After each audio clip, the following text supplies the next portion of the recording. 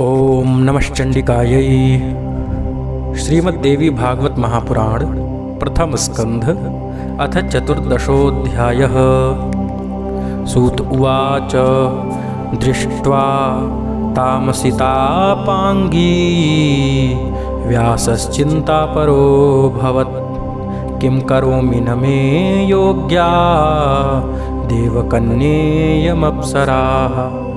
सूत जी बोले, उस सुंदरी असितापांगी घृताची को देखकर व्यास जी बड़े असमंजस में पड़े और सोचने लगे कि यह देव कन्या अप्सरा मेरे योग्य नहीं है, अतः अब मैं क्या करूं।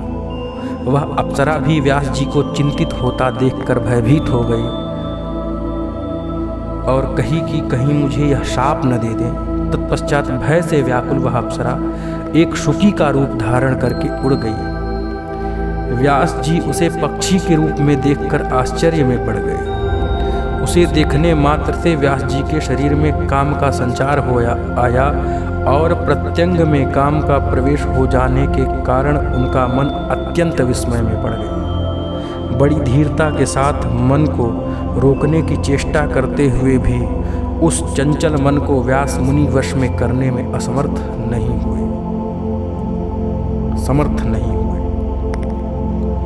इस प्रकार घृताची द्वारा मोहित तेजस्वी व्यास जी का मन अनेक यत्न करने पर भी भावी संयोग के कारण उनके वश में न हो सका। इसी बीच अग्नि निकालने के लिए मंथन करते समय एकाएक उनके तेज उस अरड़ी पर गिर गए, किंतु उसके गिरने पर ध्यान न देकर वे अरड़ी मंथन करते रहे। उस अरड़ी से उन्हीं के सदृश मनोहर रूप वाले शुक उत्पन्न हो गए।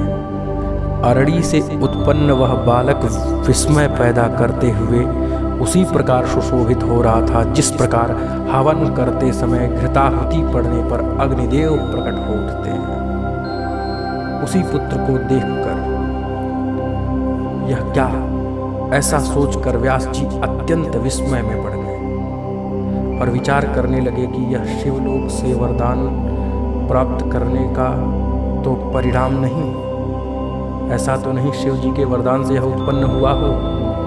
इस प्रकार अरणी गर्भ से उत्पन्न वह तेजस्वी पुत्र शुक अपने तेज से दूसरे अग्नि के तुल्य दीप्यमान प्रतीत होता रहा। व्यास जी ने दिव्य देहधारी द्वितीय गार्हपत्य अग्नि के समान तेजस्वी पुत्र को बड़ी प्रसन्नता से देखा और पर्वत से नीचे उतरकर गंगा जल से उसको नहलाया। हे तपस्वियों, उस समय आकाश से उस शिशु के ऊपर पुष्पों की वर्षा होने लग गई। व्यास जी ने उस समय शिशु का जात कर्म आदि संस्कार किया। उस समय देवताओं ने दुंदुभिया बजाई तथा अप्सराओं ने नृत्य किया। उस बालक के दर्शन की लालसा से विश्वावसु, नारद, तुम्बुरु आदि सभी गंधर्व प्रसन्न होकर शुक के जन्म पर गान करने लगे। सभी देवता विद्याधर अरड़ी के गर्भ से उत्पन्न उस दिव्य व्यास पुत्र को देखकर प्रसन्नतापूर्वक स्तुति करने लग गए। हे द्विजोत्तम, उसी समय सुखदेव जी के लिए आकाश से दिव्य दंड कमंडल और शुभ कृष्ण मृगचर्म पृथ्वी पर आ गिरे। उत्पन्न होते ही वह अति तेजस्वी शिशु शीघ्रतापूर्वक बड़ा हो गया। तब वैदिक विधान के मर्मज्ञ व्यास जी ने उनका उपनयन संस्कार किया। उत्पन्न होते ही रहस्यों तथा संग्रहों के सहित सभी वेदांगों को उन महात्माओं के समक्ष वैसे ही उपस्थित हो गई। उन महात्मा के समक्ष, सुखदेव के समक्ष, जैसे अपने पिता व्यास जी में वे विद्यमान थे। अरणी मंथन के समय मुनि श्रेष्ठ व्यास जी से घृताची अप्सरा को शुकी के रूप में देखा गया, इसलिए उन्होंने इस बालक का नाम शुक रखा। व्यास सुत शुकदेव ने बृहस्पति को अपना आचार्य मानकर विधिवत ब्रह्मचर्य व्रत धारण किया। गुरुकुल में निवास कर रहस्यों तथा संग्रहों सहित सभी वेदों तथा धर्मशास्त्रों का अध्ययन करके तदनंतर गुरु को दक्षिणा देकर वे शुकदेव मुनि अपने पिता व्यास के पास आ गए। शुकदेव को आया देखकर व्यास जी ने शीघ्रता के साथ प्रसन्नतापूर्वक उठकर बारंबार उनको आलिंगन किया, उनका सिर सूंघा परम पवित्र व्यास जी ने शुकदेव जी के कुशल क्षेम तथा अध्ययन के विषय में पूछा तथा उन्हें आश्वस्त करके अपने पावन आश्रम में रख लिया।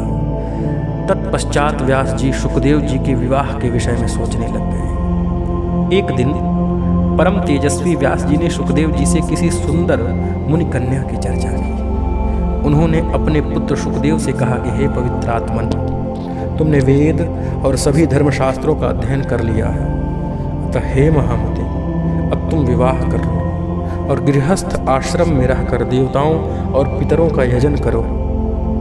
हे पुत्र, तुम सुंदर स्त्री को स्वीकार कर मुझे भी ऋण से मुक्त कर दो। अपुत्र की गति नहीं होती, अपुत्रस्य गतिर्नास्ति, स्वर्गो नैवच नैवच, तस्मात् पुत्र महाभाग कुरुष्वाद्य गृहाश्रमम्। कृत्वा गृहाश्रमं पुत्र सुखिनं कुरु मां शुक, आशा में महती पुत्र पूरयस्व महामते। अपुत्र की गति नहीं होती, उसे स्वर्ग कदापि नहीं मिलता। इसलिए हे महाभाग पुत्र, अब तुम गृहस्थ आश्रम में प्रवेश करो। हे शुक, मेरे पुत्र, गृहस्थी बसाकर मुझे भी आनंदित करो। ऐसा करके हे महामते, हे पुत्र, तुम मेरी महान आशा परिपूर्ण करो। हे शुक, कठिन तपस्या करके मैंने तुम्हारे जैसा अयोनिज पुत्र पाया है। हे महाप्राज्ञ, तुम देवता रूप हो, अतः मुझ पिता की रक्षा करो। सूत जी बोले कि हे ऋषियों, ऐसा कहने पर व्यास जी के पास उपस्थित विरक्त शुकदेव जी ने गृहस्थ आश्रम में अनुरक्त अपने पिता से कहा कि हे महामते, हे धर्मज्ञ, हे वेदव्यास, आप यह क्या कह रहे हैं? मुझ शिष्य को आप तत्व ज्ञान का उपदेश दें, मैं आपकी आज्ञा का पालन करूंगा। हे पुत्र, तुम्हारे लिए मैंने, व्यास जी कह रहे हैं कि हे पुत्र, तुम्हारे लिए मैंने सैकड़ों वर्ष कष्ट सहकर जो तपस्या की है, शिव जी की आराधना की, उसके फलस्वरूप मैंने तुम्हें पाया है। किसी राजा से मांग कर मैं तुम्हें प्रचुर धन दे दूंगा। हे महाप्राज्ञ, तुम श्रेष्ठ यौवन प्राप्त करके सुख का उपभोग करो। शुकदेव जी बोले कि हे तात, आप बताएं कि इस मनुष्य लोक में भला विपत्ति रहित कौन सा सुख है?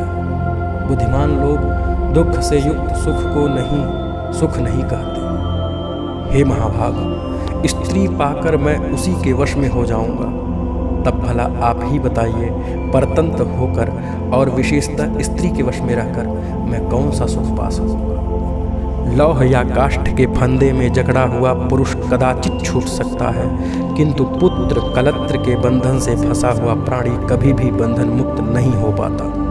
यह शरीर विष्ठा एवं मूत्र से परिपूर्ण रहता है, वैसे ही स्त्रियों का शरीर भी होता है। हे विप्रेंद्र, तब कौन बुद्धिमान पुरुष उससे प्रीति करना चाहेगा? हे विप्र शिरोमणि, मैं अयोनिज हूँ, तब योनिजन्य सुख में मेरी बुद्धि कैसे होगी? मैं भविष्य में भी आपकी उत्पत्ति किसी योनि से नहीं चाहता। मैं भविष्य में भी अपनी उत्पत्ति किसी योनि से नहीं चाहता। अतः अद्भुत आध्यात्म सुख को छोड़कर मैं विराट मूत्रजन्य सुख को क्यों चाहूं? अपने आप में रमण करने वाला कभी विषय सुख का लोभी नहीं होता। मैंने सांगोपांग वेदाध्ययन किया और जाना कि वे हिंसामय हैं तथा कर्म मार्ग के प्रवर्तक हैं। मुझे गुरु रूप में बृहस्पति प्राप्त हुए, वे भी गृहस्थी के सागर में डूबे हुए हैं। अविद्याग्रस्त हृदय वाले वे मेरा उद्धार कैसे कर सकते हैं? जैसे कोई रोगग्रस्त वैद्य दूसरे रोगी की चिकित्सा करता हो, उसी प्रकार मुझ मोक्षार्थी के गुरु गृहस्थ हैं। यह विडंबना ही है। इसलिए हे गुरु को मैं ऐसे गुरु को नमस्कार करता हूँ। हे पिताजी, मैं आपके पास आया हूँ, अब आप तत्व ज्ञान का उपदेश देकर मेरी रक्षा करें, क्योंकि मैं इस संसार रूपी सर्प से अत्यंत भयभीत हूँ। इस महाभयंकर संसार चक्र में प्राणी मात्र को सर्वदा नक्षत्रों की भांति चक्कर काटना पड़ता है और सूर्य की भांति दिन रात उन्हें कभी विश्राम करने का अवसर नहीं मिलता। हे तात, इस संसार में आत्मज्ञान को छोड़कर कौन सा सुख है? मूढ़ जनों को सुख की वैसी ही प्रतीति होती है जैसे विष्ठा के कीड़ों को विष्ठा में होती है। वेद शास्त्रों को पढ़कर जो भी सांसारिक सुख में फंसे रहते हैं, भला उनसे बढ़कर मूर्ख और कौन होगा? उन्हें तो कुत्ते, घोड़े और सूअर आदि पशुओं के समान धर्म वाला समझना चाहिए। दुर्लभ मानव तन को पाकर वह वेद शास्त्रों का अध्ययन करके भी यदि मनुष्य इस संसार में बंधता है तो वह दूसरा भला कौन बंधन मुक्त हो सकता है। इससे बढ़कर संसार में कोई दूसरी अद्भुत बात नहीं होगी कि पुत्र और कलत्र घर के बंधन में पड़ा हुआ भी पंडित कहलाता है। जो मनुष्य इस संसार में माया के सत्व रज तम 3 गुणों से बांधा नहीं जाता, वही विद्वान, बुद्धिमान और शास्त्र में पारंगत है। दृढ़ बंधन में डालने वाले व्यर्थ विद्याध्ययन से क्या लाभ। उसी का अध्ययन करना चाहिए जो शीघ्र ही भव बंधन से मुक्त हो। पुरुष को बंधन में पकड़ लेने के कारण ही उसे गृह कहा गया है। अतः ऐसे बंधन रूप घर में सुख कहाँ। हे पिताजी, इसलिए मैं भयभीत हूँ। हे अज्ञानी, मंद बुद्धि और अभागे मनुष्य जो हैं, वे इस मानव जन्म को पाकर भी पुनः बंधन में पड़ जाते हैं। व्यास जी कहते हैं कि गृह बंधना में बंधा हुआ व्यक्ति और न बंधने का कारण ही है। व्यास जी कहते हैं कि गृह बंधनागार नहीं है और न बंधन का कारण है। जो मन से बंधन मुक्त है वह गृहस्थ आश्रम में रहते हुए भी मुक्त हो जाता है। जो न्याय मार्ग से धनोपार्जन करता है, शास्त्रोक्त कर्मों का विधिवत संपादन करता है, पितृश्राद्ध आदि यज्ञ करता है, सर्वदा सत्य बोलता है तथा पवित्र रहता है, वह गृह में रहते हुए भी मुक्त हो जाता है। ब्रह्मचारी, सन्यासी, वानप्रस्थी तथा व्रतोपवास करने वाला, ये सब मनुष्य मध्याह्नोत्तर काल में गृहस्थ के पास ही जाते हैं।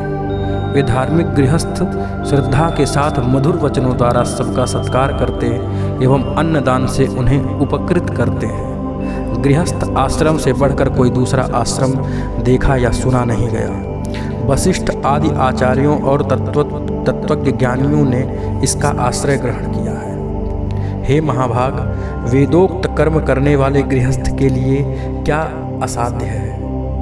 वह स्वर्ग, मोक्ष अथवा उत्तम कुल में जन्म जो कुछ भी चाहता है वह हो जाता है। एक आश्रम से दूसरे आश्रम जाना चाहिए, ऐसा धर्मज्ञों ने बताया है। अतः आलस्य रहित होकर गृहस्थ संबंधी कर्मों को संपादित करो। हे मेरे पुत्र, देवताओं और पितरों एवं आश्रित जनों को विधिवत संतुष्ट करके पुत्र उत्पन्न करके और उसे भी गृहस्थ आश्रम में लगाकर पुनः गृह त्याग कर वन में जाकर श्रेष्ठ व्रत का आश्रय वहाँ वानप्रस्थ आश्रम पूर्ण करके उसके बाद संन्यास करें। हे महाभाग, इंद्रियां मनुष्य को निश्चित रूप से प्रवक्त बना देती हैं। जो मनुष्य स्त्री रहित होता है उसे मन 5 इंद्रियों सहित विकल कर देता है। हे महामते, इसलिए उन बलवान इंद्रियों पर विजय पाने के लिए स्त्री परिणय करके गृहस्थ बनना चाहिए। तत्पश्चात वृद्धावस्था में तप करना चाहिए। यह शास्त्र वचन है। हे महाभाग, वन में स्थित महातेजस्वी महर्षि विश्वामित्र किसी भी समय 3 सहस्त्र वर्षों तक निराहार और जितेंद्रिय रहकर अत्यंत कठोर तप करके मेनका को देखकर मोहित हो गए और उन्हीं के तेज से पुत्री रूप में सुंदर शकुंतला को पैदा किया। मेरे पिता पराशर जी भी धीवर की कृष्णवर्णा कन्या को देखकर काम बाणों से आहत हो गए और उन्होंने नाव पर ही उसे स्वीकार कर लिया।